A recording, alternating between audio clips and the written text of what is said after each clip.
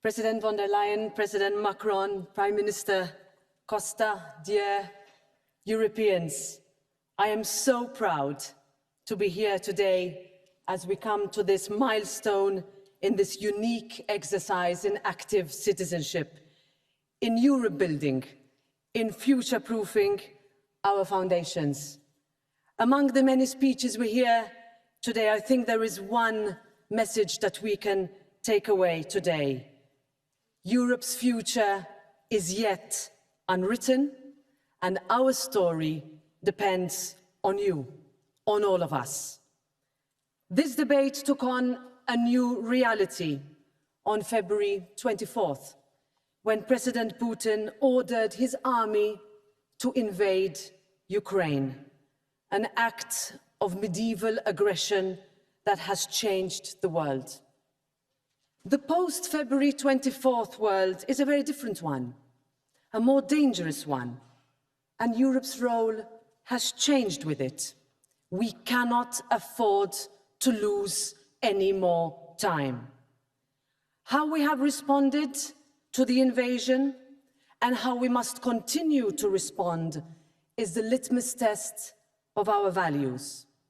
The unity and resolve of our response has confounded critics and made us proud to be European. That must be the blueprint going forward. But as we speak here, Ukraine is still being invaded. Bombs are still killing indiscriminately. Women are still being raped. Millions have fled and will continue to do so. People are still trapped in the tunnels under Mariupol. And Ukrainians look to Europe for support because they know that millions of Europeans who were forced to spend half a century behind the yoke of the Iron Curtain will tell you. There is no alternative to Europe. The future of Europe is tied to the future of Ukraine. The threat that we face is real, and the cost of failure is momentous. And I ask, how will history judge our actions?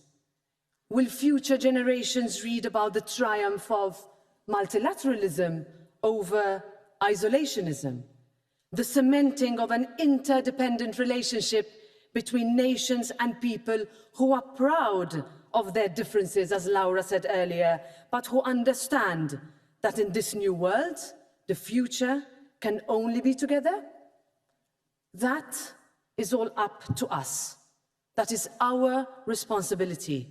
And let me tell you here today that the European Parliament will fight for a stronger Europe and all of what Europe means. And that means freedom, it means democracy, it means the rule of law, it means justice, solidarity, equality of opportunity. And that means that we must listen more than we speak. And this exercise must be about you, about our project working for people in villages and towns and regions across Europe. Europe has a proud history. We have created the common market, ensured enlargement to successive states, embraced universal suffrage, eliminated internal borders, created a common currency, and enshrined fundamental rights into our treaties. Our European project has been a success story. It may not be perfect, but we represent a bastion of liberal democracy, of personal freedoms, of liberty of thought, of safety and security. And that is what inspires millions and millions of people in Europe and around the world. However, this conference also proves that there exists a gap between what people expect and what Europe is able to deliver at the moment. And that is why we need a convention as the next step. And that is what the European Parliament will insist on.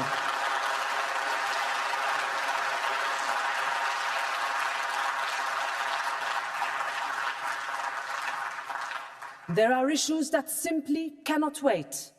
That is true for defense. We need a new security and defense policy because we know that we need each other, that alone we are vulnerable. And here we don't have to reinvent the wheel. We can complement rather than compete with existing alliances. It is true for energy. We are still too reliant on autocrats, where energy islands still exist, where we must support each other as we disentangle ourselves from the Kremlin and invest in alternative energy sources, where we understand that renewable energy is as much about security as it is about the environment. But we can only do that together.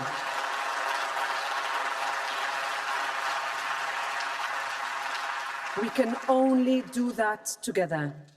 This is also true for climate change. The challenge of a generation that Europe has proudly led the global charge on. It is true for health, where we must heed the lessons of the pandemic and make our health systems interconnected, share information and pool resources. When the next virus hits us, we cannot let it shut down our lives. Our first instinct cannot be to recreate the borders of the past.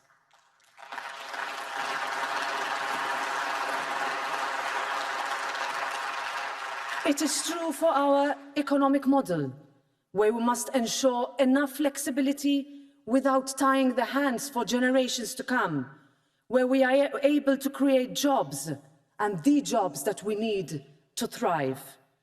It is true for migration, as we heard in the videos and the testimonies, where we still need a system that is fair with those who are in need of protection, that is firm with those who are not, but that is strong against those who abuse the most vulnerable people on the planet. It is true for equality and solidarity. Our Europe must remain a place where you can be who you wish to be, where your potential is not impacted by your birthplace, your gender or sexual orientation. A Europe that stands up for our rights, for women, for minorities, for us all.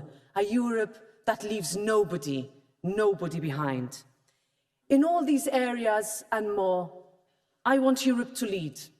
Because if it is not us, it will simply be someone else. Dear Europeans, this conference on the future of Europe involved hundreds of thousands of people across Europe. This has been an intense experience in the power of participatory democracy after months of discussions and powerful debate.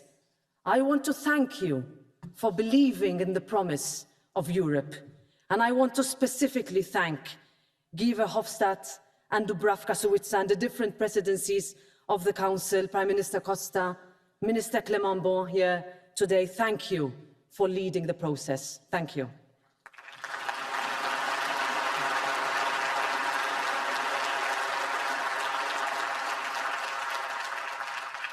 I also want to thank our late President, David Sassoli, who would be so proud.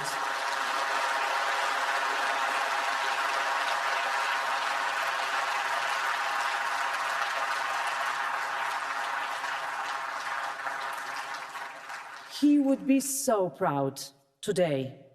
And of course, none of this could have been done without all the staff. And I ask you please to applaud the staff of the European Parliament and the institutions who really, really worked for this to happen.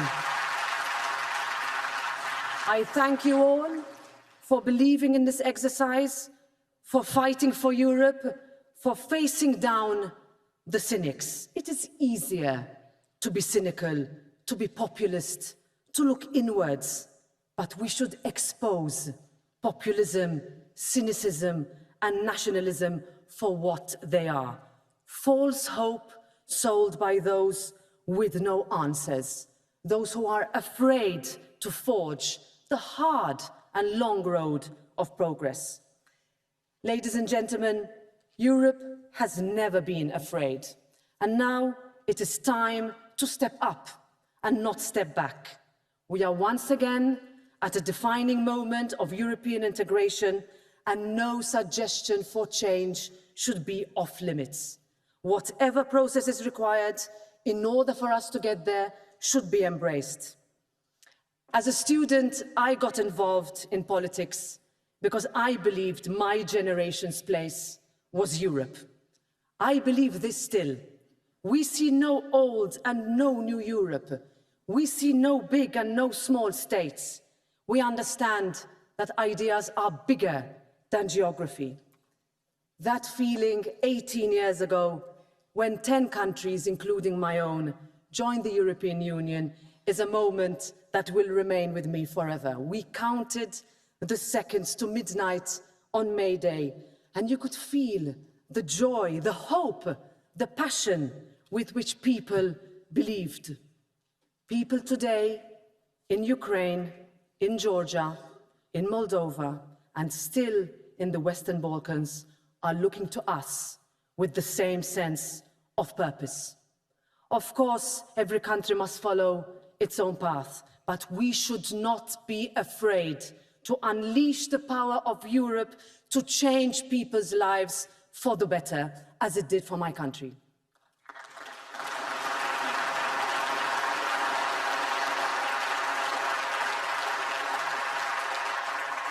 Finally, we are gathered here on Europe Day during the year dedicated to youth in the seat of the European Parliament in Strasbourg.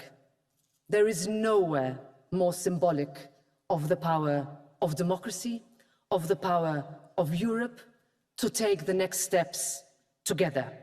This is the moment to answer Europe's call.